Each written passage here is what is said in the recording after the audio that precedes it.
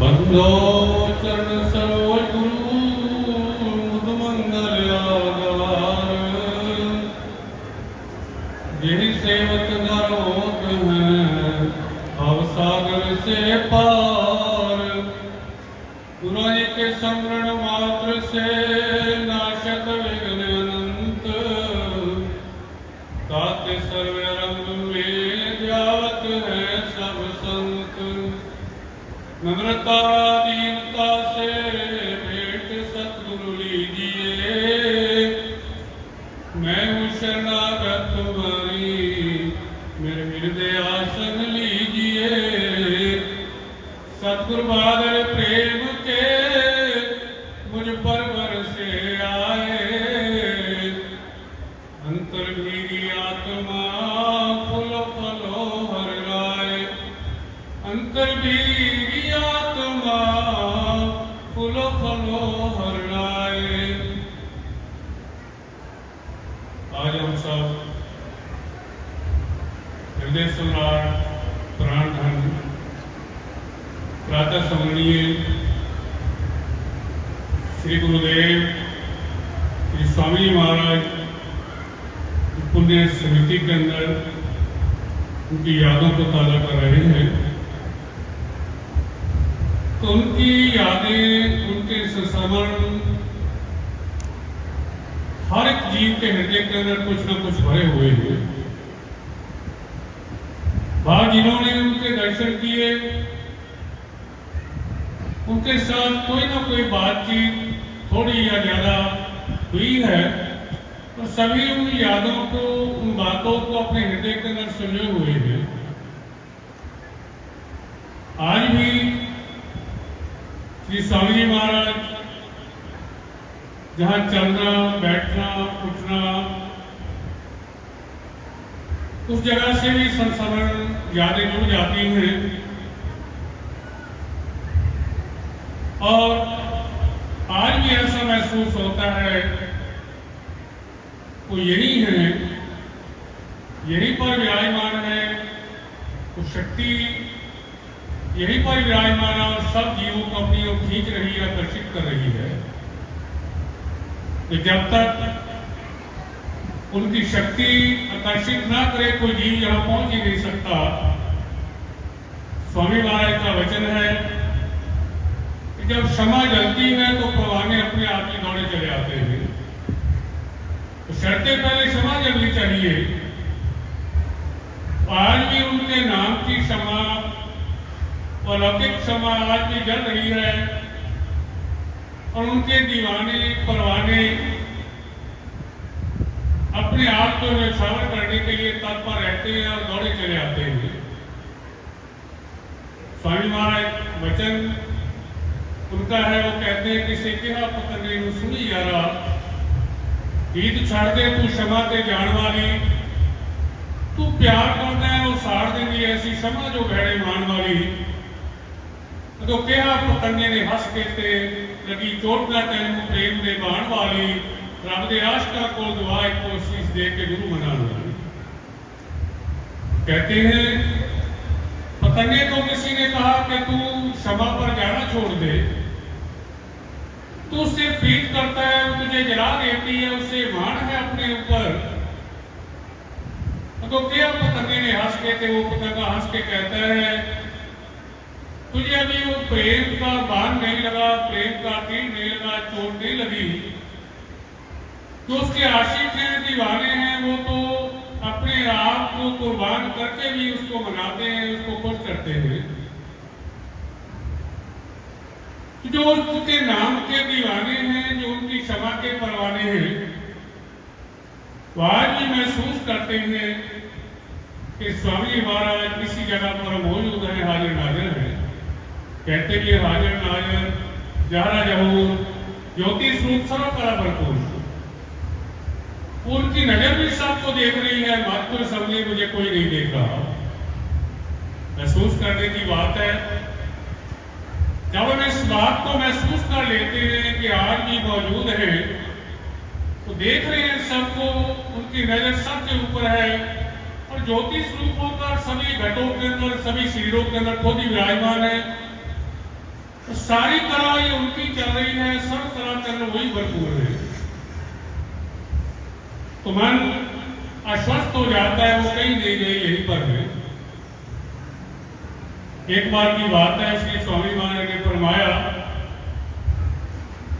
कि हम देहरादून जा रहे थे, रेलगाड़ी से स्टेशन पर उतरे, थोड़ी दूर पैदल जाना था,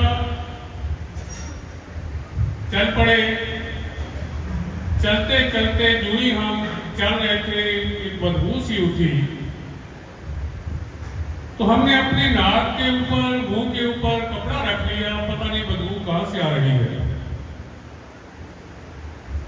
थोड़ा आगे पहुंचे तो एक बकर खाना था जहां पर बकरे काट रहे थे, और उसी चीज की बदबू उठ रही थी।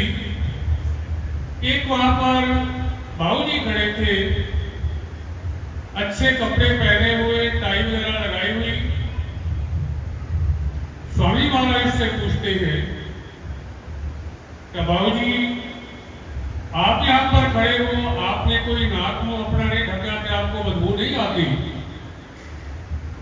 हमें तो बहुत बदबू आ रही है और हमने अपना नाक मुंह ढका हुआ है। वो कह लगा क्या करूं, मैं डॉक्टर हूं सरकारी, यहाँ पर मेरी ड्यूटी लगी है, इन बकरों को मैं पास करता हूँ, फिर बकरे काटे जाते हैं। मेरा तो नाक ही ऐसा हो गया, मुझे ये बदबू आती नहीं।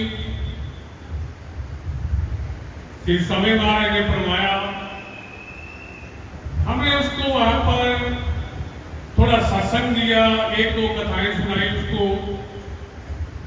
उसके मन के ऊपर ऐसा प्रभाव पड़ा, असर पड़ा, तो रोने लगा। उसने एकदम अपना इस्तीफा लिख दिया कि आज के बाद मुझे खाना मिले या ना मिले, मैं ये नौकरी नहीं करूंगा। तो उसके जो डायरेक्टर थे उस हॉस्पिटल के, और भी कर्मचारी सब इकट्ठा हुए, उससे कहने लगे तो तुम इस्तीफा मत दो, हम आज से तुम्हारी ड्यूटी यहाँ पर नहीं लगाएंगे, तुम बकरे पास करने के लिए ना आना, तुम अस्पताल में ही रहना। कहने का भाव है स्वामी जी के वचन का प्रभाव, स्वामी के सत्संग का प्रभाव ऐसा पड़ा कि उसी वक्त तो उसने वो इस्तीफा लिखकर ही रख लिया कि मैं ये काम ही नहीं करूंगा जहां पर ऐसे मेरे कर्म बनते हैं, इन कर्मों का फल मुझे आखिर में भोगना ही पड़ेगा। स्वामी महाराज के वचन के अंदर वो तासीर थी, वो ताकत थी, जिसको भी कह देते उनके वचन का कायल हो जाता, आगे से मना नहीं कर पाता, उस वचन को सत्य करके मान लेते। स्वामी महाराज फरमाते हैं कि फकीर की जुबान के अंदर एक तासीर होती है, एक शक्ति होती है, तो बरबस लोगों को कायल कर देती है। मेरे पास एक स्वामी जी की ऑडियो कैसेट थी, टेप रिकॉर्ड उस वक्त करते थे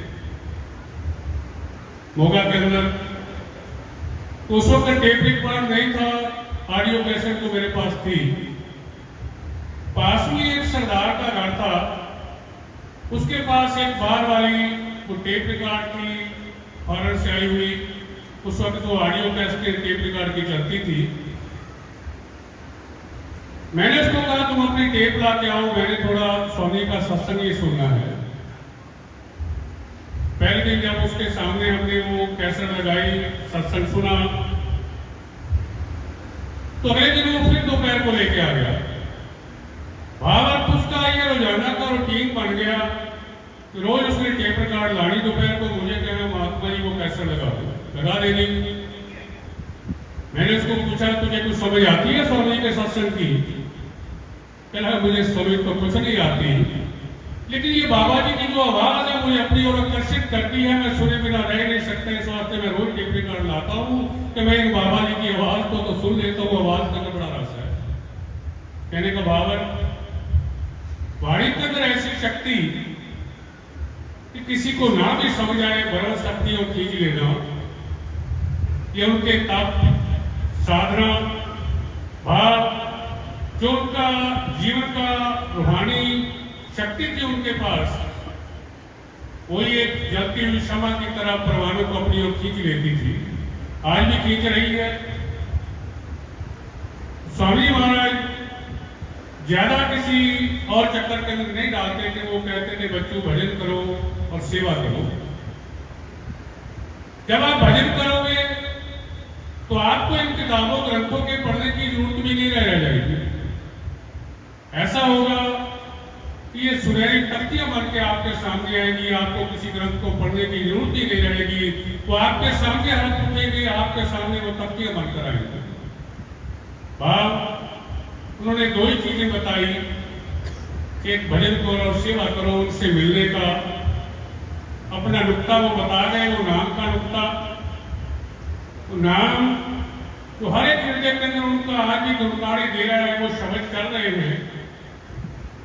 कितनी मिसालें कहते हैं। एक बार एक भक्तानी थी, वो किसी भक्तानियों के साथ मिलकर सरदार लोग थे, सत्संग पे आई, मन के अंदर विचार उठा मैं भी नामदान ले लूं स्वामी जी से, नाम उपदेश ले लिया। जब घर गई, घर जाकर अपने पति देव को बताया कि मैं आज संतों से नाम ले आई हूं, तो बड़ा वो नाराज होने लगा। उसका पति सरदार था, गुरु ग्रंथ साहब को मानने वाले थे। कहने लगा तुम कहाँ देदारी के चक्कर में पड़ गई, हम तो किसी देदारी गुरु को मानते नहीं, हम तो श्री गुरु ग्रंथ साहब को गुरु मानते हैं। नाराज होने लगा, चल तू अपना नाम वापस करके आ, इस नाम को हमें नहीं रखना।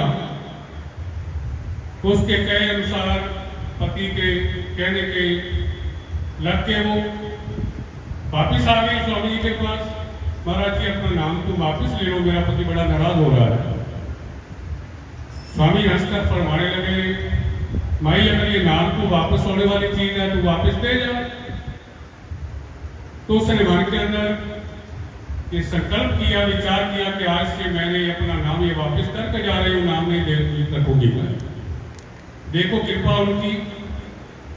तो ऐसा कहकर के वापिस घर की ओर मुड़ी। वो क्या कहती है, जब मैं मुड़ी पहले तो मैं नाम अभी मुझे याद था या नहीं याद था, एकदम वो शब्द नाभि से मेरे अंदर चलने लगा, धुड़कारे देने लगा, सोहम के नाम की आवाज मेरे अंदर से उठने लगी। तो घर जाकर मैंने अपने पति देव से कहा, मैं तो नाम वापिस करने के लिए गई थी, ये तो उल्टा और ही बड़ी तेजी से मेरे अंदर हो रहा है, ये तो बंद ही नहीं हो रहा, मुझे जपना भी नहीं पड़ रहा, अपने आप ही जपा चल रहा है। तो उसने जब सुना, पढ़ा था ग्रंथों के अंदर, तो ऐसे महापुरुष मिल जाए जो आपकी नाभि से शब्द चला दे, शब्द का आगाज कर दे अंदर, वो पूर्ण संत अगर मिल जाए, वो ईश्वर से भी मिला सकते हैं, वो शब्द अंदर चला सकते हैं। सुना था मैंने, चल तू मुझे भी लेकर चल रहा, मैं भी उन्हीं से नाम डालूंगा। उसका भगत जो नाराज हो रहा सरदार, वो भी आकर स्वामी जी से नाम न लेकर स्वामी जी का शिष्य बन गया, स्वामी जी का उपदेश उसने धारण कर लिया। कहने का भाव कि जब उनकी रहमत किसी पर कृपा होनी हो तो एक बहाना बन जाता है। एक नजर के अंदर ही वो कायल कर देते थे, एक नजर के अंदर ही वो निहाल कर देते हैं। पढ़ते हम नानक नगरी नजर निहाल, जो उनकी नजर के सामने आ गया, जब नजर उठी तो कायल हो गया, उनका एक नजर से खींच लिया। भाव ऐसी शक्ति आज भी, वो पहले भगत जी बोल रहे थे, भजन बोलते हुए उनकी शक्ति यही पर है, काम कर रही है।